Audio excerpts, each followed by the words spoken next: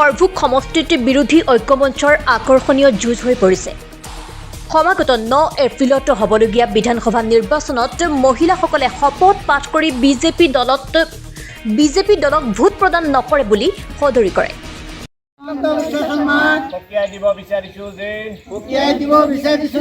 অনাগত 26 ইলেকশ্যনত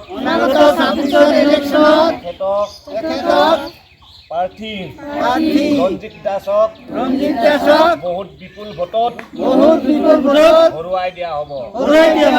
লগতে CPMৰ প্ৰাৰ্থী মনোৰঞ্জন তালুকদাৰক জয়যুক্ত কৰা হ'ব। সমষ্টিৰ বিভিন্ন স্থানত হিমন্ত বিশ্ব শৰ্মা মুৰ্দাবাদ, ৰঞ্জিত কুমাৰ দাস মুৰ্দাবাদ, বিজেপি চৰকাৰ মুৰ্দাবাদ আদি বিভিন্ন শ্লোগানেৰে উত্তাল কৰি তোলে।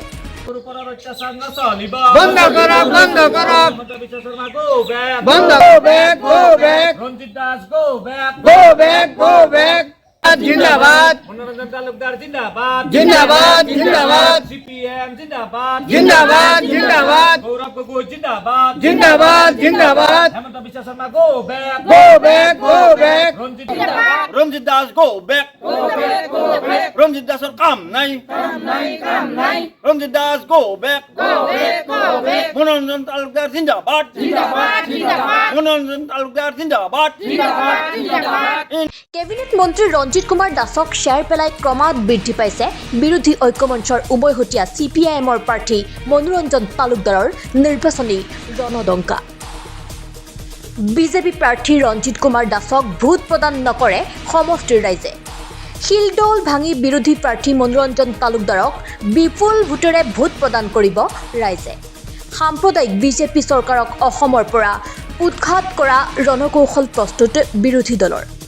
বৰপেটাত উপস্থিত হৈ মুখ্যমন্ত্ৰী হিমন্ত বিশ্ব শৰ্মাই বিতৰ্কিত মন্তব্য প্ৰকাশ কৰে।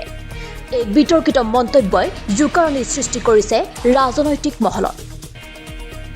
বৰপেটা জনসভাত উপস্থিত হৈ মুখ্যমন্ত্ৰী হিমন্ত বিশ্ব শৰ্মাই কয়, বেটাহঁতে যিমান মাটি বেদখল কৰিছে আমি চৰকাৰ আহিলে সকলোকে উচ্ছেদ কৰি এটা এটাকৈ খেদিম। বৰপেটাত বেটাহঁতে যিমান মাটি দখল কৰি আছে এটা এটাকৈ খেদিম। এইবাৰ 1 লাখ বিঘা মাটিত এভিকশ্যন কৰিছো। এইবাৰ মই টাৰ্গেট লৈছো যে 5 লাখ বিঘা মাটিৰ পৰা বেটাহঁতক এইবাৰ এভিকশ্যন কৰিম। যোনে যোৱাবাৰ অলপ ঠেং ভৰি ভাঙা হৈছিলে এইবাৰ কামিহাডালকে ভাঙি দিম, যাতে আৰু অসমত কেতিয়াও আমাৰ অসমীয়া মানুহৰ ওপৰত কোনেও ৰঙা চকু দেখুৱাব নোৱাৰে। যোৱাবাৰ ঠেং ভৰি ভঙা হৈছিল, এইবাৰ মিয়াৰ কামিহাৰডালো ভাঙিম মন্তব্য মুখ্যমন্ত্ৰী হিমন্ত বিশ্ব শৰ্মাৰ। মুখ্যমন্ত্ৰীৰ এনে মন্তব্যত তীব্ৰ বাক্যৰে গৰিহণা দিয়ে ভৱানীপুৰ সৰভোগ সমষ্টিৰ ৰাইজে।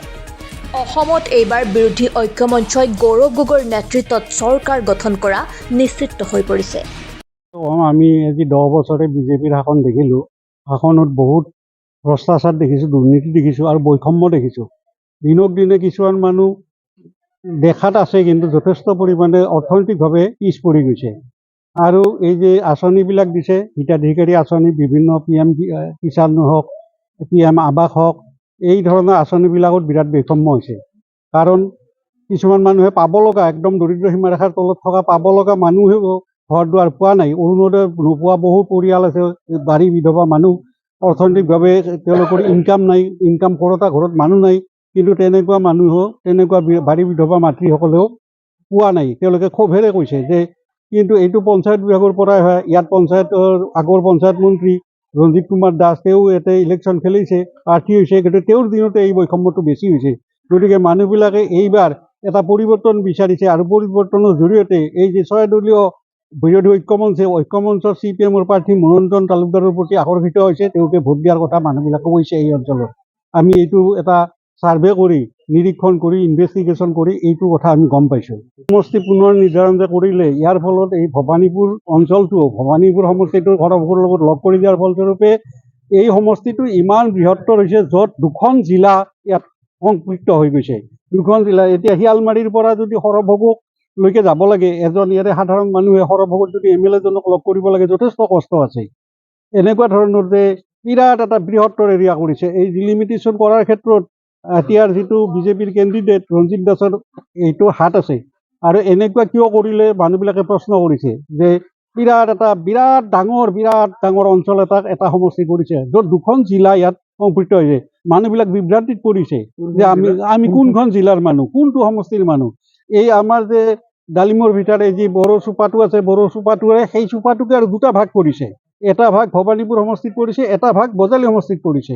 একদম কম মানুহকে এই যে বিভাজন কৰিছে, বিভাজনৰ ৰাজনীতি এটা ডিলিমিটেশ্যনৰ জৰিয়তে হৈছে আৰু মানুহবিলাকক এটা বিভ্ৰান্তিত পেলাইছে তেওঁলোকে।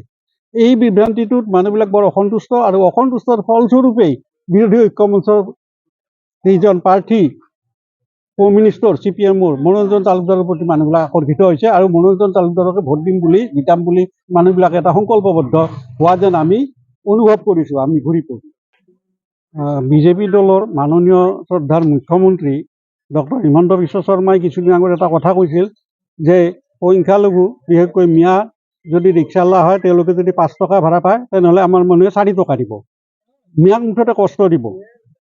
আৰু দ্বিতীয়তে তেওঁ সেইদিনা বৰপেটা আহিল, বৰপেটা জিলাত আহি তেওঁ নিৰ্বাচনী প্ৰচাৰ কৰিবই আহিছে।